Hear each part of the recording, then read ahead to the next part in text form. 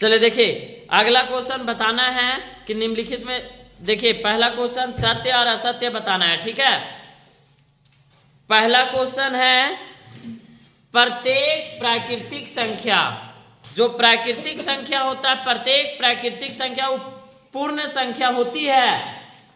प्रत्येक प्राकृतिक संख्या वो पूर्ण संख्या होती है। तो देखिए प्राकृतिक संख्या 1 2 3 4 अनंत तक ये प्राकृतिक संख्या, और पूर्ण संख्या 0 से स्टार्ट होता है, 0 1 2 3 4 5 डॉट डॉट जहां तक जाए, ठीक है, अनंत तक। तो क्वेश्चन पूछा है ये है प्राकृतिक संख्या, ये क्या चीज है, पूर्ण संख्या। तो पूछा है कि प्रत्येक प्राकृतिक संख्या पूर्ण संख्या हो सकती है। देखिए प्राकृतिक संख्या तो अपने एक से चालू है, अपूर्ण संख्या तो अगर पहले देखो 0 से शुरू है, तो प्राकृतिक संख्या पूर्ण संख्या हो सकती है ने।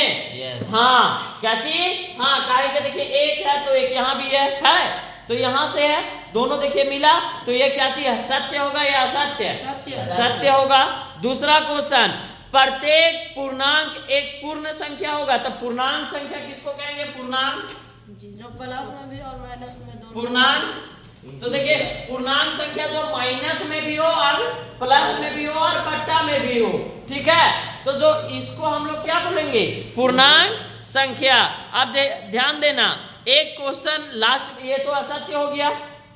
अगला प्रत्येक परिमेय संख्या एक पूर्ण संख्या होती है, तो नहीं, प्रत्येक परिमेय संख्या पूर्ण संख्या नहीं होती है। जैसे देखिए परिमेय संख्या 1/2 ये परिमेय संख्या है, 1/2 परिमेय संख्या है। तो देखिए तो 1/2 पूर्ण संख्या में होगा, पूर्ण संख्या में होगा। देखिए तो पूर्ण संख्या में बट्टा में है, नहीं है, पूर्णांक में बट्टा में है, तो ये भी क्या हो जाएगा, असत्य। समझ में आया, कोई दिक्कत?